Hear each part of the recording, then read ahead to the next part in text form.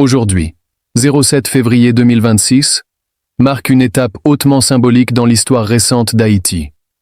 C'est en effet le jour où le mandat du Conseil présidentiel de transition, CPT, arrive à son terme, une date prévue par l'accord politique d'avril 2024 et un moment censé être marqué par une transition vers des institutions démocratiques électives, après des années de crise profonde, depuis l'assassinat du président Jovenel Moïse en 2021 et la démission de l'ancien Premier ministre Ariel Henry.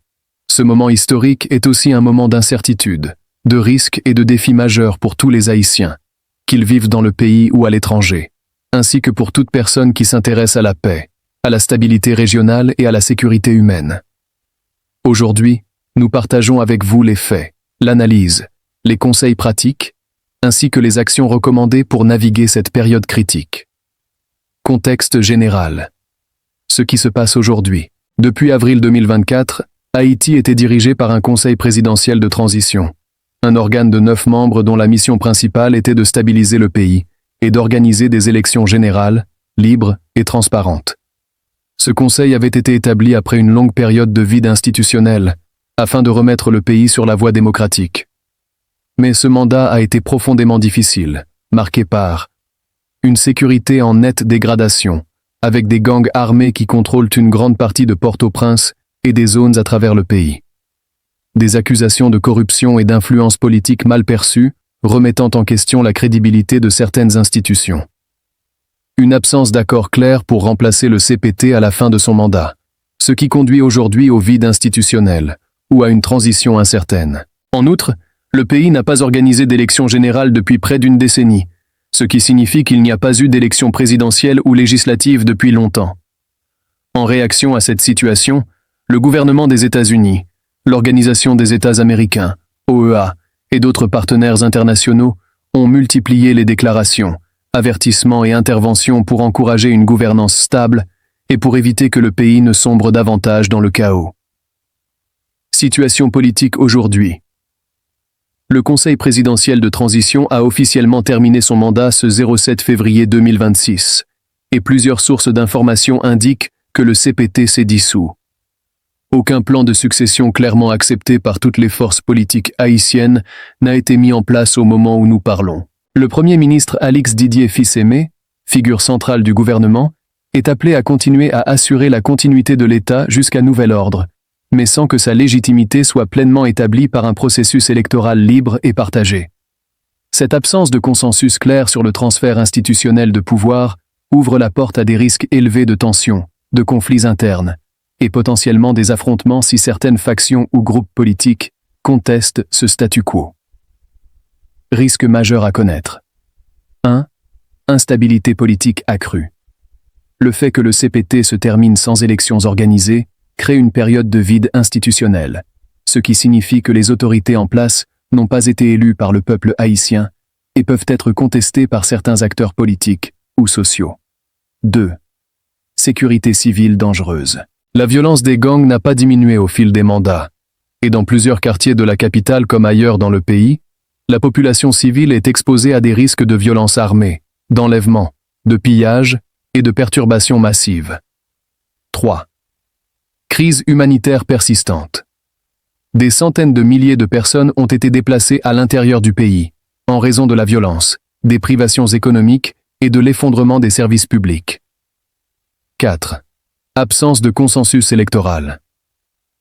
Un consensus sur la manière d'organiser et de tenir des élections nationales n'a pas été atteint à ce jour, ce qui rend improbable la tenue d'élections générales immédiates.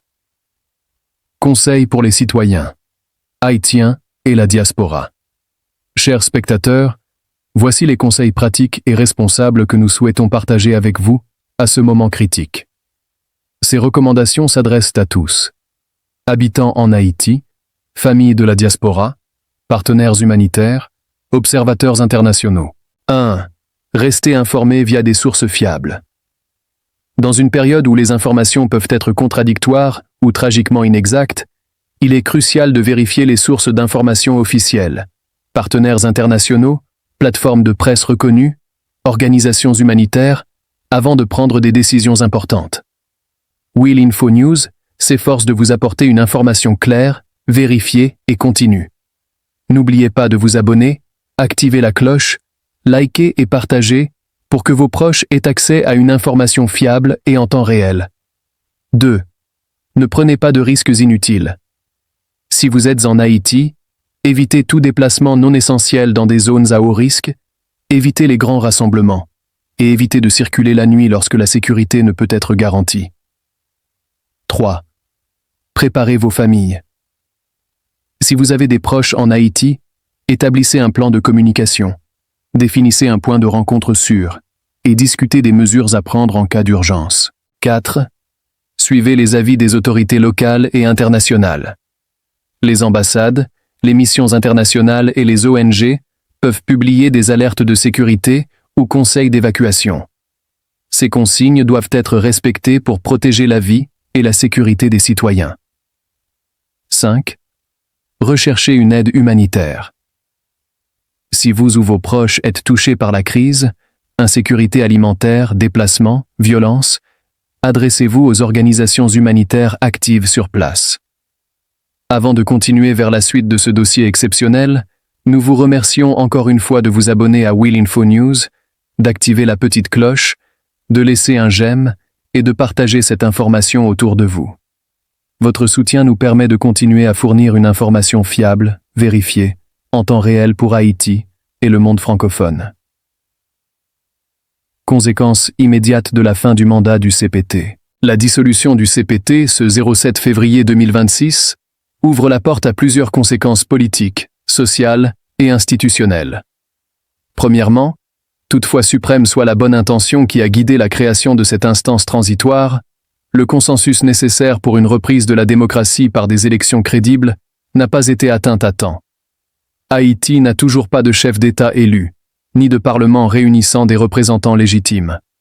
Cette situation laisse une charge institutionnelle en grande incertitude. Qui gouverne? Qui décide des politiques publiques? Qui répond de la sécurité, de l'économie, de la justice, de la santé et de l'éducation? Autant de responsabilités essentielles pour un pays qui traverse déjà une crise humanitaire grave, avec une infrastructure de services affaiblie, des établissements de santé détruits ou fermés, et des écoles réduites à des camps informels, laissant des milliers d'enfants sans école. 2. Scénario politique possible. Dès aujourd'hui. A. Continuité de l'exécutif avec le Premier ministre Alix Didier Fils-Aimé. L'option la plus visible aujourd'hui, confirmée par plusieurs organisations internationales, c'est que le Premier ministre reste à son poste pour assurer la continuité de l'État, même après la dissolution du CPT. Cette solution est soutenue par certains partenaires internationaux, notamment les États-Unis, qui y voient une mesure nécessaire pour préserver une ligne de gouvernement face à l'absence d'élections. B. Tentative d'accord politique national. Élargie. Avant la date fatidique du 7 février, certaines forces politiques et partis ont proposé la convocation d'un nouvel accord politique, une assise nationale ou un mécanisme de gouvernance de transition plus large, afin de définir une nouvelle architecture institutionnelle permettant d'éviter un vide de pouvoir complet. C. Reconduction institutionnelle fondée sur la Constitution. D'autres acteurs politiques, comme le parti PFSDH Fusion, ont insisté sur le fait que toute prolongation du CPT serait juridiquement inacceptable sans une solution conforme à la Constitution. Cela implique soit d'appeler la Cour de cassation, soit de trouver une solution légale clairement définie par les lois en vigueur. D. Vide institutionnel et risque d'instabilité accrue. Dans le pire des cas, si aucun accord n'est trouvé rapidement entre les acteurs politiques, un vide institutionnel prolongé pourrait s'installer, laissant le pays exposé davantage à la violence des gangs et à l'affaiblissement des services publics, une spirale déjà en marche depuis plusieurs années. 3. Impact sur les droits humains et la vie quotidienne. La détérioration des droits humains en Haïti est documentée par des observateurs internationaux. La violence criminelle continue d'augmenter, avec des gangs responsables de nombreuses violations, dont des homicides, des enlèvements et des violences sexuelles. Plus d'1 million de personnes sont déplacées à l'intérieur du pays, fuyant l'insécurité et l'absence de services de base. L'accès aux soins de santé est souvent interrompu, laissant des communautés entières sans traitement adéquat pour des maladies évitables ou des blessures causées par la violence. L'éducation des enfants est gravement perturbée à cause de la fermeture des écoles ou de leur transformation en abri de fortune. Ces réalités quotidiennes soulignent combien la stabilité politique n'est pas simplement un enjeu abstrait, mais une condition essentielle pour la protection des vies humaines et l'avenir des familles haïtiennes. 4. Réactions internationales et leur signification. La communauté internationale s'active pour éviter l'effondrement. Le Conseil de sécurité des Nations Unies a prolongé la mission politique du BINUSH jusqu'à fin janvier 2027 pour continuer le soutien institutionnel et encourager un retour à la stabilité et à la démocratie. Cela montre la reconnaissance internationale de l'urgence de la situation et l'espoir que, même face à ce moment critique, un cadre politique consenti peut être trouvé. Message de prudence et d'alerte. L'Organisation des États américains, OEA, a rappelé l'importance du respect des accords et de l'action responsable de toutes les parties prenantes, en soulignant que toute formule politique future doit rester temporaire, démocratique et orientée vers la sécurité et les élections. Appel aux solutions inclusives. Des propositions citoyennes et académiques, comme celle de confier la médiation à des universités ou à des organisations sociales crédibles, montrent que des solutions alternatives émergent, cherchant à augmenter la légitimité du processus de sortie de crise. 5. Scénario pour les élections nationales.